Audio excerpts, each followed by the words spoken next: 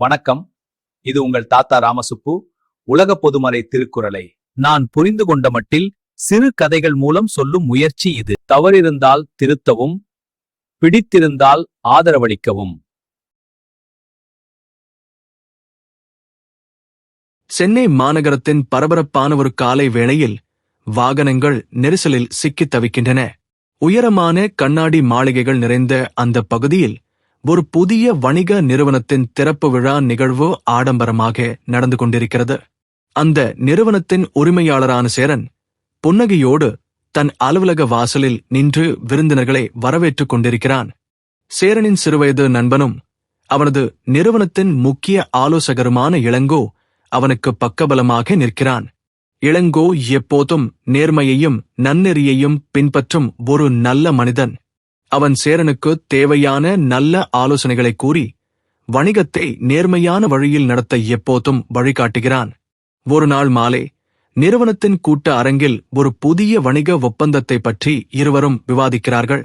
ஒரு குறுக்கு வழியை பயன்படுத்தி பெரும் லாபம் ஈட்டலாம் என்று சேரன் ஒரு திட்டத்தை கூறுகிறான்.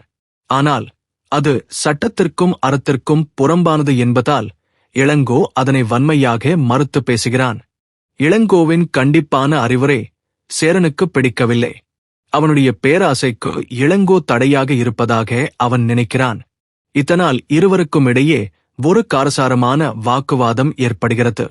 தனது பேராசையினால் கோபமடைந்த சேரன் இளங்கோவை நோக்கி தன் விரலை நீட்டி எச்சரிக்கிறான்.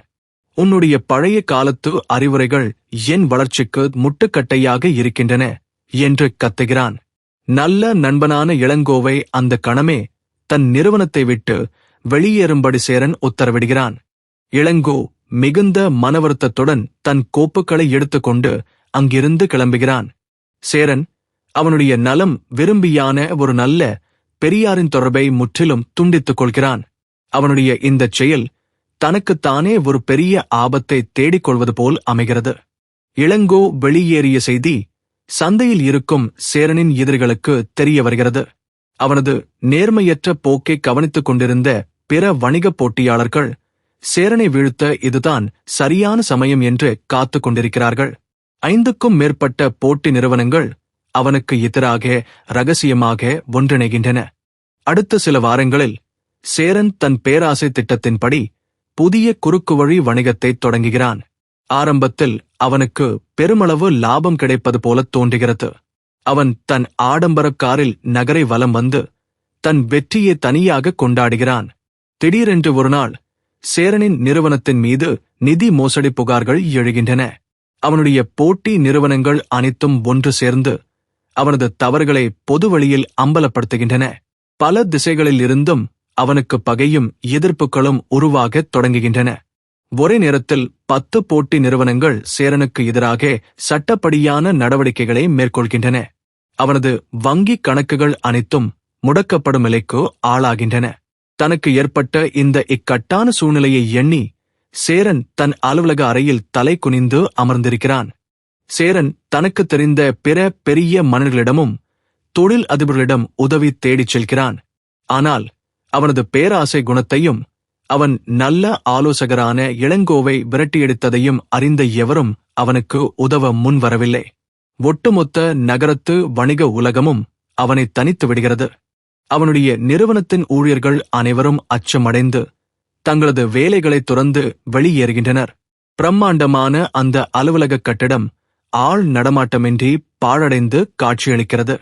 சேரன் அந்த பெரிய அறையில் முற்றிலும் தனித்து விடப்பட்டு தன் நிலையை நினைத்து கண்ணீர் விடுகிறான். அப்போதுதான் சேரனுக்கு தன் தவறு புரியத் தொடங்குகிறது. பலருடைய பகையை தேடிக்கொள்வதை விட ஒரு நல்ல மனிதரின் தொடர்பை கைவிடுவது 10 மடங்கு பெரிய தீமையை தரும் என்ற திருக்குறளின் உண்மை பொருள் அவனுக்கு இப்போது விளங்குகிறது. இளங்கோ இருந்திருந்தால் தன்னை இந்த தவற்றில் இருந்து காப்பாற்றியிருப்பான் என்று அவன் உணர்கிறான். தன் தவற்றுக்கு வருந்திய சேரன் உடனடியாக இளங்கோவை தேடி புறப்படுகிறான். நகரத்தின் ஒரு அமைதியான பூங்காவில் அமர்ந்திருக்கும் இளங்கோவை அவன் காண்கிறான். அவனிடம் சென்று தன் தவறுகளுக்கு மன்னிப்பு கேட்கத் துணிகிறான். சேரன் இளங்கோவின் கைகளை பற்றிக் கொண்டு, என் பேராசையால் உன்னை இழந்து இன்று ஒட்டுமொத்த உலகத்தின் பகையையும் சம்பாதித்து நிற்கிறேன் என்று கூறி அழுகிறான். அவனது உண்மையான மனமாற்றத்தை இளங்கோ அமைதியாக கவனித்துக் கொண்டிருக்கிறான். இளங்கோ ஒரு நல்ல பெரியாரை போன்ற குணம் கொண்டவன் என்பதால் சேரனின் தவற்றை மன்னித்து அவனுக்கு உதவ முன் வருகிறான். இழந்த பணத்தை மீட்டு விடலாம், ஆனால் இழந்த நற்பெயரையும் நற்பண்பையும் மீட்பதுதான் கடினம் என்று அவனுக்கு புரிய வைக்கிறான். இளங்கோ மீண்டும் சேரனின் நிறுவனத்திற்குள் நுழைகிறான். அவனது வருகை சேரனுக்கு ஒரு புதிய நம்பிக்கையையும் தைரியத்தையும் தருகிறது. இருவரும் இணைந்து ஏற்பட்டிருக்கும் சட்டச் சிக்கல்களை நேர்மையான வழியில் எதிர்கொள்ள திட்டமிடுகிறார்கள். இளங்கோவின் சிறந்த வழிகாட்டுதலின்படி சேரன் தன் தவறான வணிக முறைகளை கைவிடுகிறான். பாதிக்கப்பட்ட பிற நிறுவனங்களுக்கும் வாடிக்கையாளர்களுக்கும் உரிய இழப்பீடுகளை நேர்மையாக வழங்கத் தொடங்குகிறான். அவனது இந்த நேர்மையான அணுகுமுறையைக் கண்டு எதிர்ப்பாளர்கள் தங்கள் பகையை மெல்ல கைவிடுகிறார்கள். சில மாத உழைப்பிற்குப் பிறகு சேரனின் நிறுவனம் அனைத்து பிரச்சனைகளில் இருந்தும் விடுபட்டு மீண்டும் ஒரு புகழ்பெற்ற நிறுவனமாக நிமிர்கிறது. இப்போது அவனது வணிகம் நேர்மையின் அடித்தளத்தில் பலமாக போடப்பட்டிருக்கிறது. சேரன் தன் வெற்றியை விட இளங்கோவின் நட்பையே பெரிதாக மதிக்கிறான். கதை நிறைவாக சேரனும் இளங்கோவும் அந்த உயரமான கண்ணாடி மாளிகையின் உச்சியில் நின்று நகரை பார்க்கிறார்கள். நல்ல மன்னர்களின் வழிகாட்டுதலை பின்பற்றுவதே ஒரு மனிதனை பேரழிவிலிருந்து காக்கும் என்ற பெரும் உண்மையைச் சேரன் உணர்ந்து இளங்கோவிற்கு தன் நன்றியறிதலை தெரிவிக்கிறான். நாளை சந்திப்போம். இன்று விடைபெறுகிறேன். நன்றி.